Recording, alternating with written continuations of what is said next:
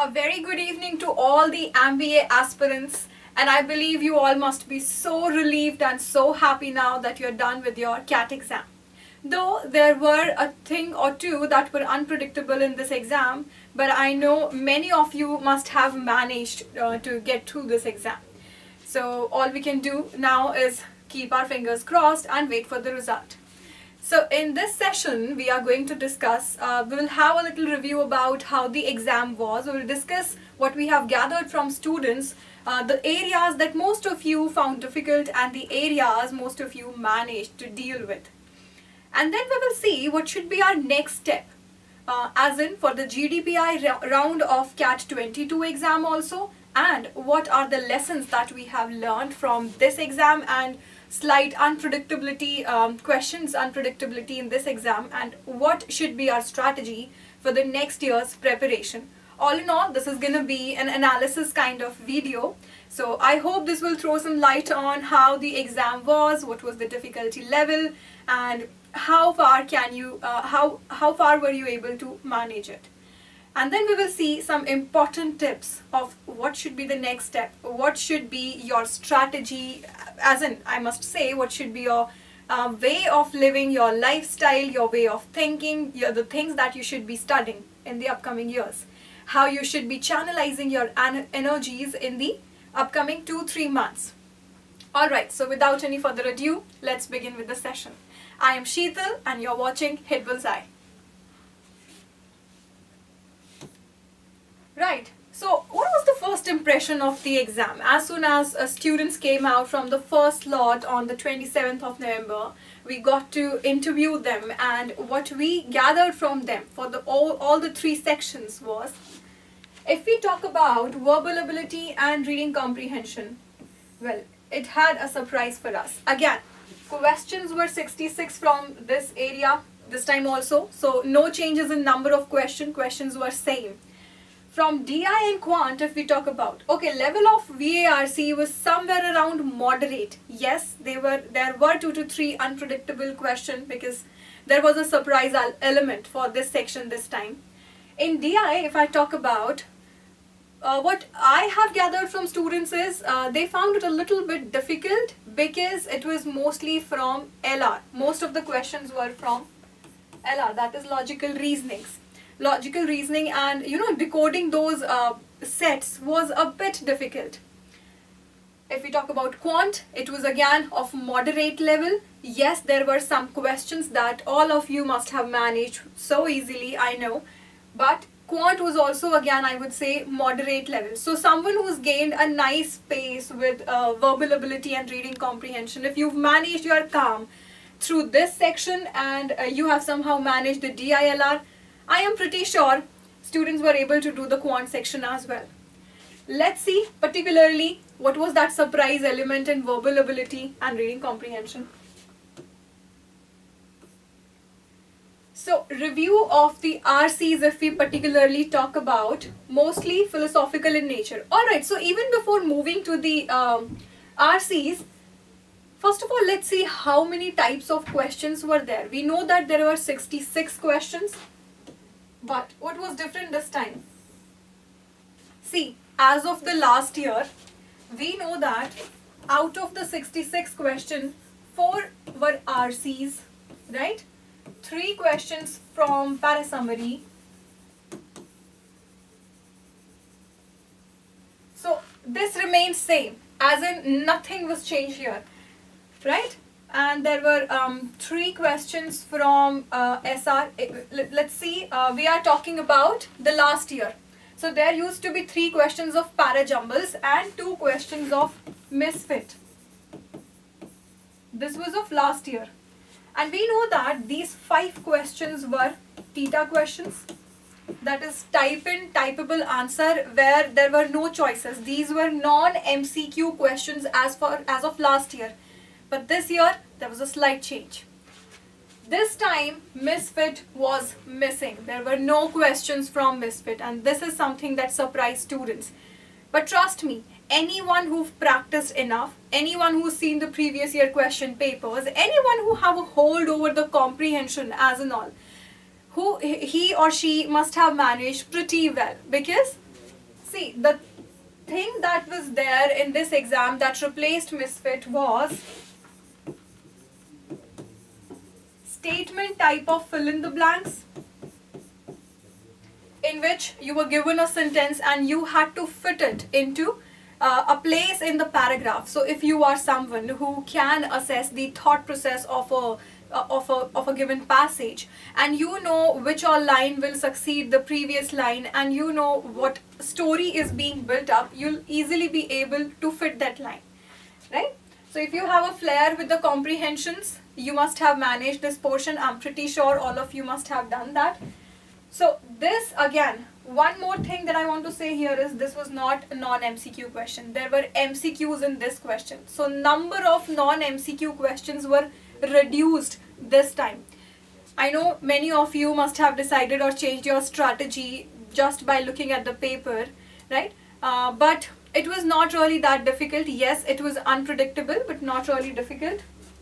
So this is what was there, the change in this paper. And then another thing which we got to know was maximum of the RCs or maximum of the passages were philosophical in nature. So mostly philosophical nature passages. Many students who are from non-medical background, who are from commerce background, I know they somehow they don't go for philosophical passages because it demands a lot of your understanding, a lot of you communicating with the author and his thought process. Yes, RCs were slightly lengthy, that is also true, but trust me, they were engaging, they were interesting. I would say the RCs were really of good level. And mostly there were critical reasoning and inference based questions. So as such, I don't think there were any direct questions. Though anyways, when the paper will be out, we'll be conducting an in-depth analysis of the whole paper. But as of now, what I know is there were questions from critical reasoning and inference based question. So you know that there are 6 to 7 types of questions that can come from RC, out of which title and direct or factual questions are something that I don't think CAT exam will ever give you. Right, CAT and ZAT, both the exam, they are mostly RC's driven exam, I would say. Even your questions of sentence rearrangement, your statement kind of fill in the blanks, you're finding the misfit. All of these questions, they demand your comprehensive level to be good enough. And which of the following is true except type of question? Tricky questions. So if anyone who misses this point, this word in these type of question would have somehow faced some difficulty, because in this there is a thought reversal. Whatever is asked to you, you have to state something contrary to it. Which of the following is true except, which means which of the following is false or doesn't add any credence to the passage. These are what type of questions were there in the exam, right? So this was particularly about the RCs. Surprise element that I was talking about is only 3 TETA questions were there in verbal ability and reading comprehension section this time, because 2 misfits, they were replaced by statement fill in the blanks question obviously, and there were 4 blanks to 5 blanks in the passage. In the whole passage, A, B, C and D kind of blanks were there where you can fit in the sentence. So obviously options were there. No misfit question this time, and new statement fill in the blanks kind of question. So you can say, we used to do fill in the blanks question where you just have to fill a word. Closed test is something we've been doing. But this was slightly different because here you don't have to fit in a word, you had to fit in a whole statement. Right? So what is the verdict now? We know what kind of unpredictabilities were there. We know what kind of new things did we see in this exam. What were the surprise elements? What can we do about it? If we particularly talk about verbal ability and reading comprehension. Now this is something I am talking about for the next year aspirants who are aiming the next year's CAT. One thing that we learn from this is, first, always be ready for the surprises. Never lose your calm. Always be composed. And third, always remember that you have done well enough, you've studied enough, you know how to deal with RCs. If you know that, trust me, you will be able to do the other questions also. Verdict is, start reading more philosophical, psychological, sociology driven passages and articles, but not at the cost of ignoring the other areas also. Do not misunderstand me. I am not saying don't go for other areas, but yes, people, mostly philosophical RCs do fret people. A lot of people, they think it's a risky choice. Why to go for it? It's a friendly suggestion for them. Start doing it from the very beginning, and trust me, they're very engaging, very interesting if you go read them. So not just editorials or maybe articles related to some scientific finding or maybe economics or maybe commerce. You have to include reading Sunday supplements and critical reviews and articles from different websites. Now, why am I talking about Sunday supplements or critical reviews? Because these are viewpoints of people, and mostly they are philosophical in nature, psychological in nature. You get to see a written piece from different perspective, and that is what makes you different from other people. CAT is not about passive reading. You have to be an active reader. You have to engage yourself. You have to critically analyze the passage and deduce meaning from it, deduce inference from it. So it's important that you see how people review different articles, different situations, different events, different upcoming things and technologies, everything, right? And then articles from different websites.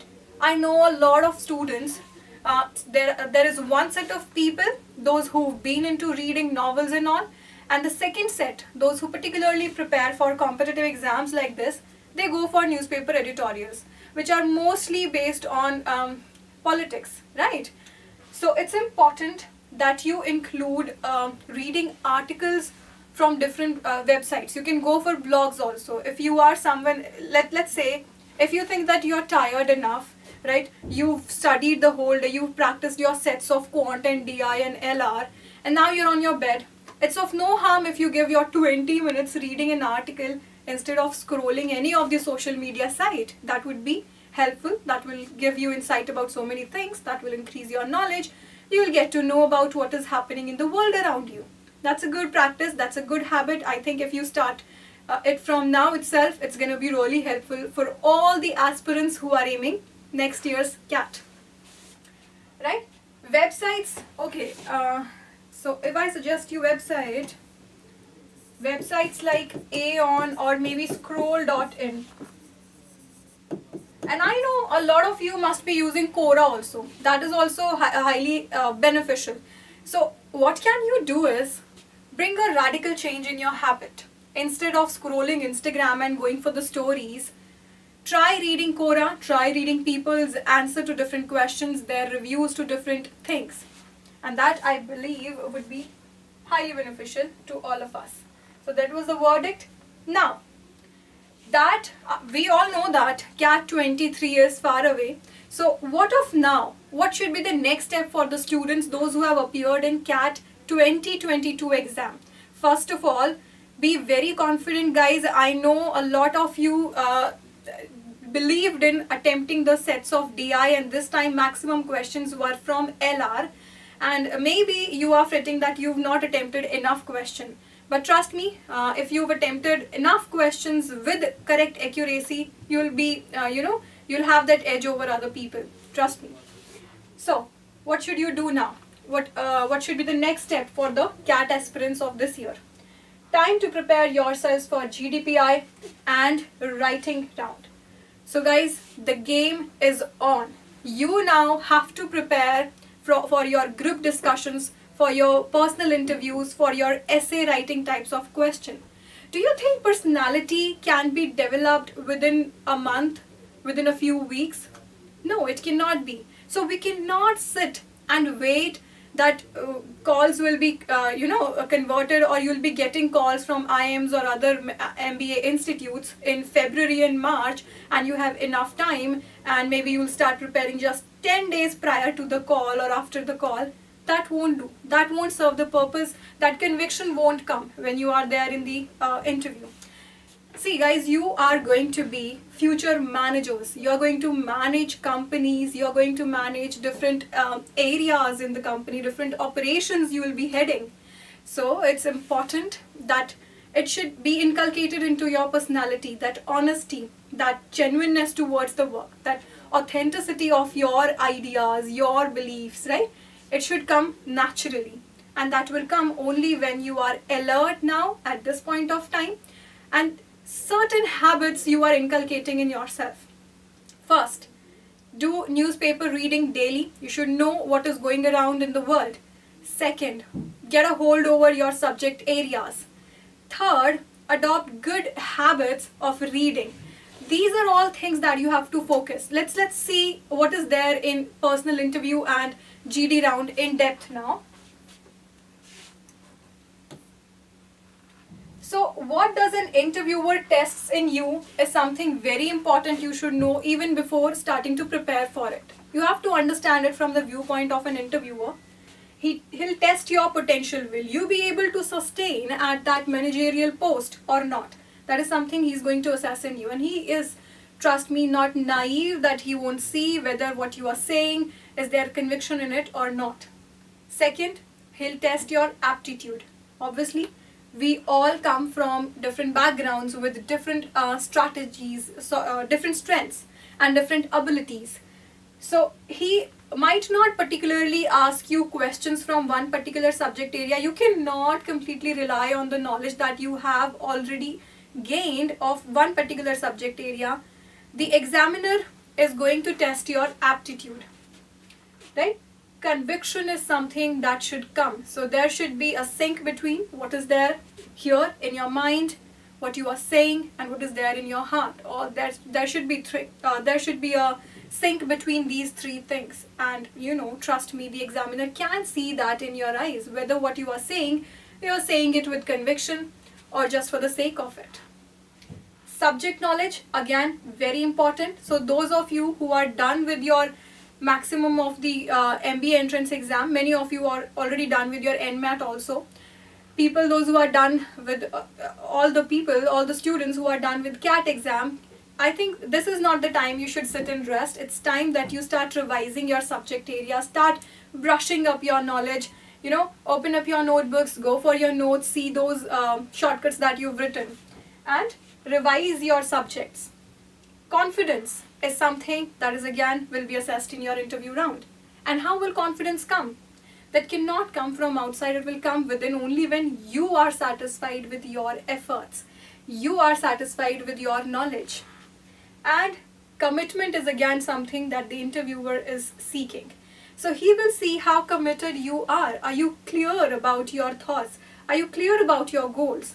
So you have to show him, right? In those 15-20 minutes that you get, it is all the time in which believe yourself to be the player, and you are on the battlefield. And this is only the time in which you have to say those things that will reflect all the strengths, all the convictions in you, and the examiner or the interviewer should see that within that frame of time. So all these things are something you have to be careful about. Interviewer is gonna check these things in you. Now, strategy for the next stage should be, first, in this time you have to do self-analysis. See where do you stand at this point of time. We all have different starting line. See how much you already know and how much do you need to revise. Clarity of goals. You've come this far, you've given your CAT exam, you've put in all your effort and hard work. It's time you assess and channelize your energy into the right direction. Is this something that you want to do?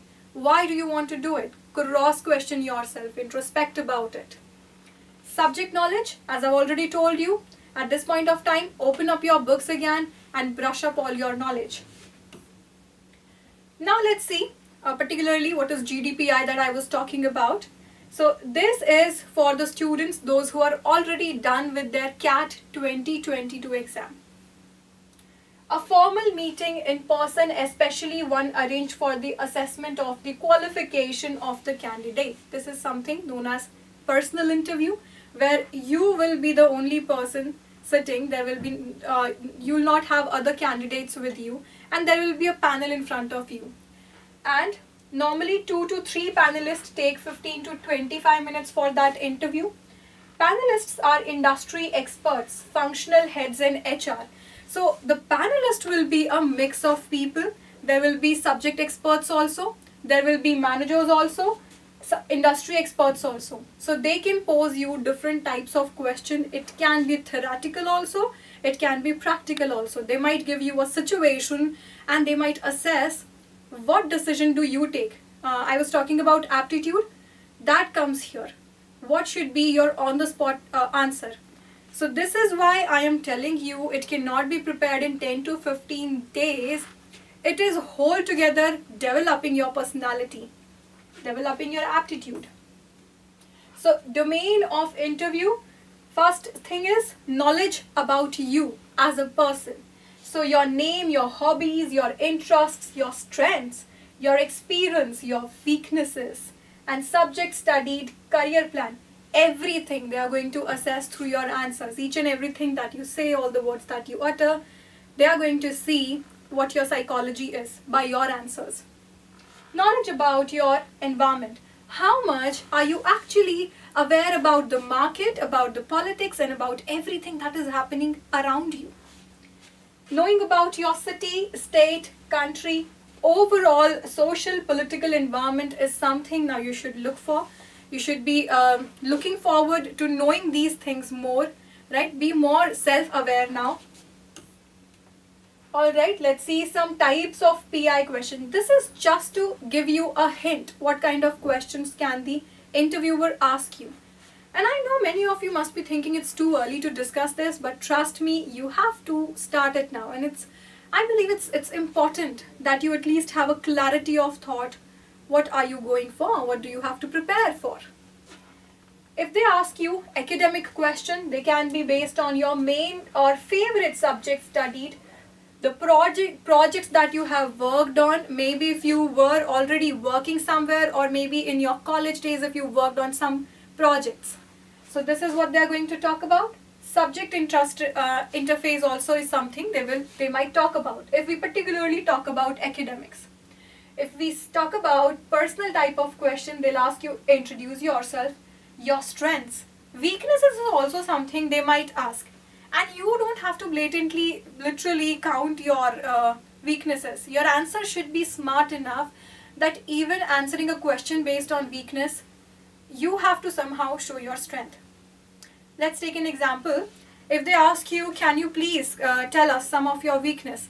Maybe you can say, I don't stick to one idea, which means that you believe in exploring more. So that is not, honestly, that is not a weakness.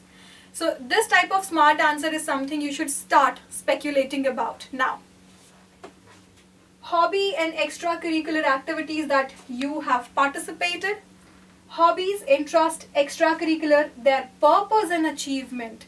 So you cannot simply say, I like reading. And then when they ask you what all you read, there should be answers ready. And they might ask you questions from it. Right? If you say, I like playing cricket, I've been playing cricket from my school days. Do you actually have certificates or proof for that? If you say, I like watching documentaries, or if you say, I have role models, right, like Elon Musk, if you say. So you should have your answers ready for all those personality that influenced you, for all those reasons that convinced you to go for CAT exam or go for MBA to be particular. So each and every answer of yours should have substance. You should have backup experience for it. General knowledge about your city, country, and the universe in general. They can ask you anything. So there is no fixed set of questions per se. We are just exploring what kind of questions are generally asked. Career. Why do you want to pursue MBA? Again, clarity of thought. You are going for it for yourself, or maybe someone influenced you, someone convinced you. So career plans and career objectives. What will be your future plans? Where do you see yourself after 5 years? A very common question that they might ask. What other career avenues have you thought of? Again, by this last question, they might assess, are you serious about this particular MBA program, or will you switch over in the maybe after a year or so? So you need to have a clarity of all your answers if you are answering anything. Don't try to act smart. Your answers should be honest, because they can see that honesty. It will be reflected in your gestures, in your eyes, in your body language. Right, so now let's see what group discussion is.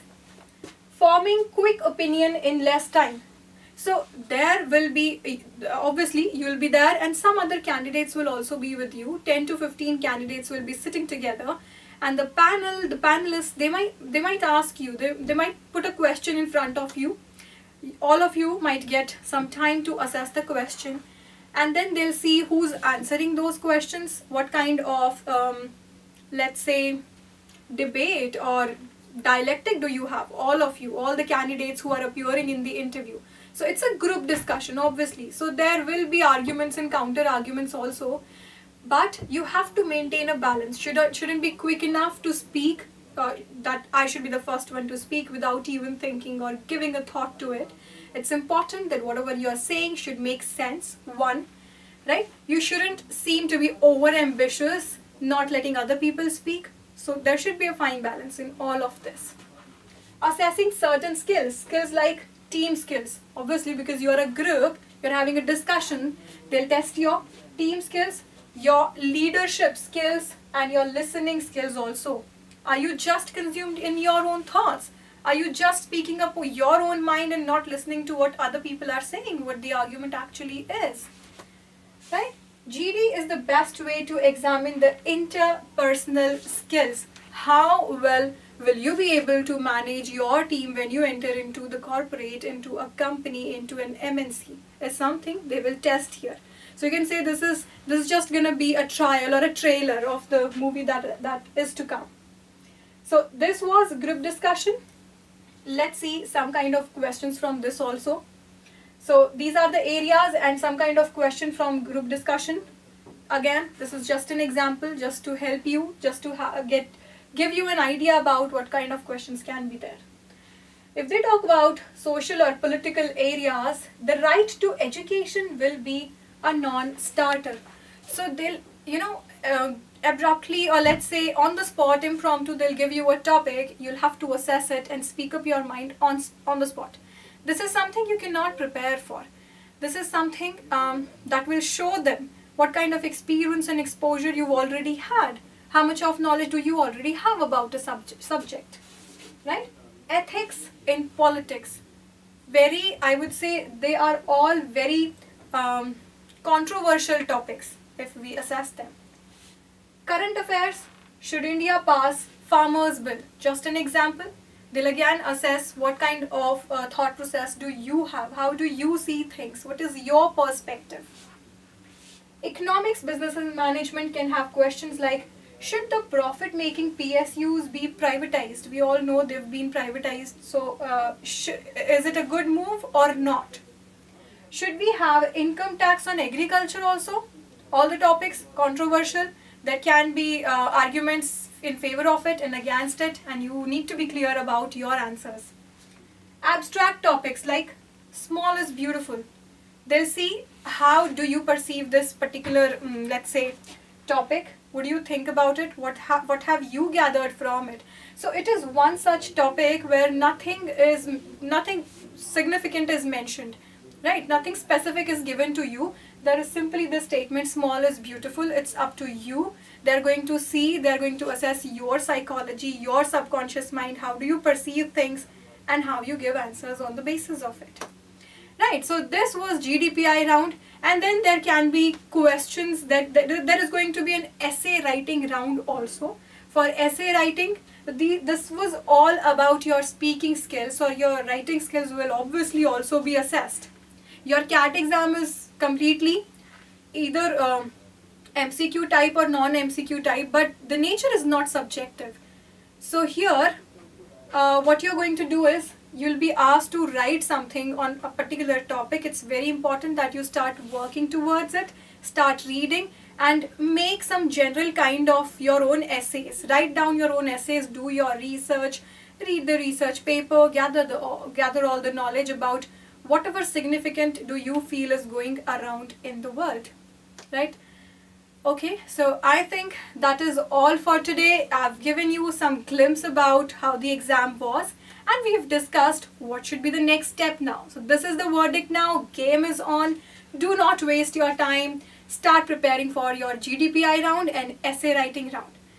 Alright, all the very best now. If you like the video, do not forget to like, share and subscribe it.